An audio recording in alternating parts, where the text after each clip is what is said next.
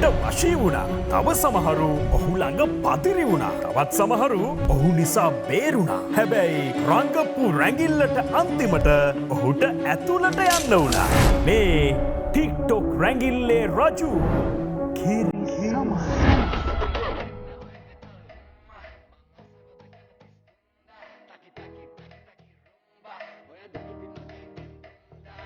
පෞද්ගලික ගුරුවරයෙක් ලෙස නර්තනය උගන්නපු කිරිසමන්ගේ සැබෑ නම ඕෂක නිලාන්. ඔහුව මුලින්ම මෙරට සමාජයේ හඳුනගන්න ජනප්‍රිය නර්තන තරඟාවලියක තරඟකරුවෙකු ලෙස සහභාගී වූ අවස්ථාවේදී ඉන් අනතුරුව ටික්ටොක් සමාජ මාධ්‍ය මෙරට ප්‍රචලිත වීමත් සමග ඔහුගේ රැඟිලි වෛරල් වෙන්න ගත්තා. මාදක් කමදුවගෙන වඩාගන්න මට බල කරපු සමාජ මාධ්‍ය තුල කිරිසමන් කියන්නේ විටකදී අමු මැරයෙක්, තවත් විටක හිත හොඳ චණ්ඩියෙක්, තවත් විටක සුන්දර ප්‍රේමවන්තයෙක්. ඒ අතින් ඔහු රංගපෑමට රුසියෙක්. ඔහුගේ ටික්ටොක් රැඟිලි කොච්චර දුර ගියාද කිව්වොත් දැන් කිරිසමන් ඉන්නේ ළමා අපචාර සිද්ධියකට බන්ධනාගාරයක. 11 හැවිරිදි දැරිවියක් අපයෝජනය කිරීමේ පුවතක් රාජගිරිය ප්‍රදේශයෙන් වාර්තා වී තිබෙනවා. රාජගිරිය කලපුලුවාවේ පදිංචි සමාජ මාධ්‍ය ජාලාවල ටික්ටොක් කරන ඕෂධ නිලාන් නැමැත්තෙකු විසින් මෙම දැරිය අපයෝජනය කර ඇති බවයි එක්සත් මානව හිමිකම් සංවිධානය නිවේදනය කරන්නේ. සාමාන්‍ය ස්වභාවයට එහා යමි ෆැන්ටසියක් මවාපාපු කිරිසමන්ට වැඩියෙන්ම ආකර්ෂණය වුණේ වයස අවුරුදු 10ත් 15ත් අතර තරුණ තරුණියන්.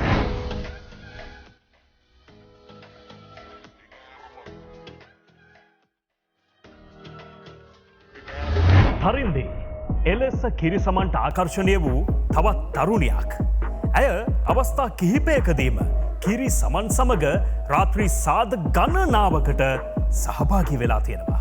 එහි ප්‍රතිඵලයක් විදියට ඇය මද්‍රව්‍යවලට දරුණු ලෙස ඇබ්බැහි වුණා. පිරිමි කිහිප දෙනෙකු අතින් අවස්ථා කිහිපයකදීම දූෂණය වුණා. අවසානයේ ළමා කාලයේදීම ඇයට මැකිය නොහැකි ලොකු කැලලක් ඇති වුණා. එක්කදෙන් කතා බහක්වත් නැති වුණාට අද ඔයා මේ සමස්ත කතාව තුළ අනාවරණ නොවූ කතා ගොඩයි. එනම් කතන ආබාධ සහිත තරින්දිගේ මවසා පියා එකම නිවසක මහල් දෙකක වෙන්වෙන්වයි ජීවත් වෙන්නේ. ඒ නිසා බොහෝ විට තරින්දි ජීවත් ඇත්තේ දෙමව්පිය ග්‍රහණයෙන් පිටයි. දුරකථනයට දැඩි ලෙස ඇබ්බැහි වී සිටි ඇයට හරි වැරද්ද පෙන්වා දීමටවත් කෙනෙකු නොසිටි බව මූලික විමර්ශනවලදී සඳහන් වුණා. වැඩිහිටියොන්ගේ අධීක්ෂණයක් නැති වුණාම මේ නව යෞවනයන්ට මෙවැනි ආකර්ශනීය ඇප් එකක් භාවිතා කරන්නේ කොහොමද කියලා හොඳ අවබෝධයක් නැති වෙන්නට පුළුවන්. කිරිසමන් පිළිබඳව සමාජ මාධ්‍ය තුල ෂෙයා වෙන තවත් වීඩියෝ දැක්කම මෙලෙස ඉරණම් අත්වුණු එකම කෙනා තරින්දි විතරක්ම නෙවෙයිද කියා ප්‍රශ්නාර්ථ ගොඩකුත් මතුවෙනවා. ඒ කොහොම වුණත් TikTok ඒ වන විට මෙරටට හෙන්නයක් බවට පත් වී ඇත. මොකද පසුගිය ජනවාරි 3 වෙනිදා වැල්ලම්පිටිය ප්‍රදේශයේ තරුණයෙකු ඝාතනය වීමේ සිදුවීම, ග්‍රෑන්ඩ් පාස් ප්‍රදේශයේ පාසල් නිලැඳුමෙන් වයස අවුරුදු 11ක දැරියක් අපයෝජනය වීමේ සිදුවීම, දැන් තලංගම ප්‍රදේශයේ දැරියක් දූෂණය වීමේ සිදුවීම, මේ සිදුවීම් සියල්ල පිටුපස ඇත්තේ TikTok. විශේෂයෙන්ම මෙහි තියෙන විශේෂ ගුණාංගයක් තමයි මෙහි තියෙන ආකර්ශනීය බව. ඉතින් ඒක හරහා ගොඩක් වෙලාවට විශේෂයෙන් කුඩා දරුවන් මේ සඳහා යොමු වීමක් අපි අද දකිනවා. විශේෂයෙන් මේ ලිංගිකත්වය සහ ලිංගික කරුණු පිළිබඳ සෙවීමට පෙළඹෙනවා. ඉතින් අතර මෙහිදී වෙන්න පුළුවන් හානිකර තත්ත්වය තමයි මේ ළමා අපයෝජකයනුත් මේ සමාජ ජාලවල රැඳිලා ඉන්නවා. විශේෂයෙන් ඒ අයගේ උපක්‍රමයක් තමයි මේ විදිහට මේ සමාජ ජාල භාවිතා කරන තරුණ, එහෙම නැත්නම් කුඩා වයසේ පසුවන දරුවන් යම් යම් ලිංගික අපයෝජනයන් වලට යොමු කර ගැනීම. ඉතින් එහෙම අපයෝජකයන් ඉන්න තැනකට අර විදිහට මේ කුඩා දරුවන් මේ විදිහ සම්බන්ධ වීමක් සිද්ධ වුණාම ඒ අපයෝජකයන්ට ඉතා පහසු වෙනවා මේ අය ඒ සඳහා කොළඹවා ගන්න. බල්ලෙකුට අඬ ගන්නවා වගේ තමයි මම අඬ ගන්නවා. පොඩි කාලේ තේරෙන්නේ නැහැ මොනවද. ඉතින් මම යනවා. කන්න එහෙමත් දෙනවා. ඇඳුම් ටික ගලවනවා. ඔය එක එක දේවල් තමයි කරන්නේ. සරන්නාම ගොයි මාව එක්කගෙන පීසියක් බැලුවා ගෙදර ඉඳන්. පීසියක් බැලුවා පස්සේ එයා කිව්වා දැන් මම මේ ගෙදරකට බාලාව දෙන්න අරන් යනවා. ඒ ගෙදරකටත් මෙහෙම දේවල් කරන්න පීසියගේ බලපු ඒවා නැත්තම් දන්නවනේ කියලා. මේ වගේ ළමා අපචාර සිදුවීම් මෙරට තුල කොතෙක් සිදුවෙනව ඇද්ද?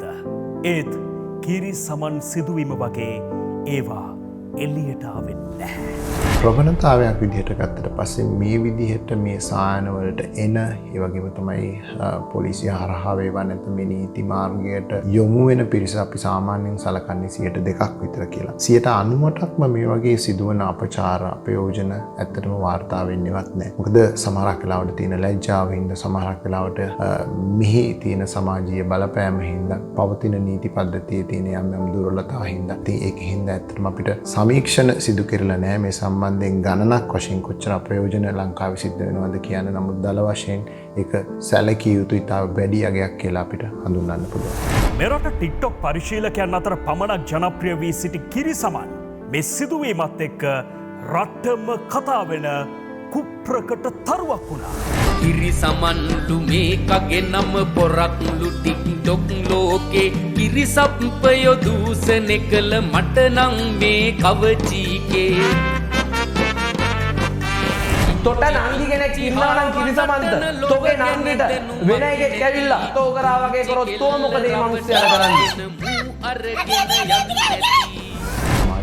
වෙන පුරවැසියන් විදිහට අපි සියලු දෙනාගේම වගකීම තමයි මේ වගේ ළමා අපචාර පිටු දකින්න එක මේ ළමා අපචාර වලට විරුද්ධව නැගී සිටින එක. ඒදී ඇත්තටම විශේෂ වගකීමක් තියෙනවා දෙමව්පියන්ට ඒ වගේම තමයි ගුරුවරුන්ට. විශේෂයෙන්ම අපි හැමදාම මතක් කරන කාරණයක් තමයි මේ කුඩා දවසේ දරුවන්ට පවා මේ ප්‍රාථමික ලිංගික අධ්‍යාපනය ලබා දීමේ වැදගත්කම.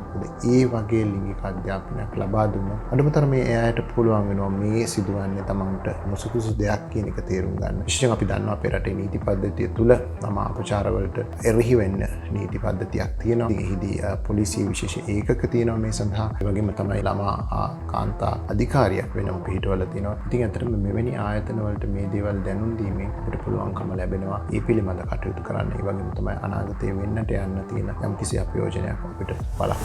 කිරිසමන්ට බැන්න දූෂණය වූ දැරියට බැන්නත් අන්තිමට විනාශ වෙන්නේ මේ රටේ අපේ මිනිස්සු. ඒ නිසා මේ දැන්ම කිරිසමන්ල වගේ උම්මත්තකයන්ට හොඳටම බෙහෙද්දීලා තරින්දිලව දෙමව්පිය ග්‍රහණයේ තියාගත්තොත් ආයේ මෙහෙම පුවත් අහන්න නොලැබි.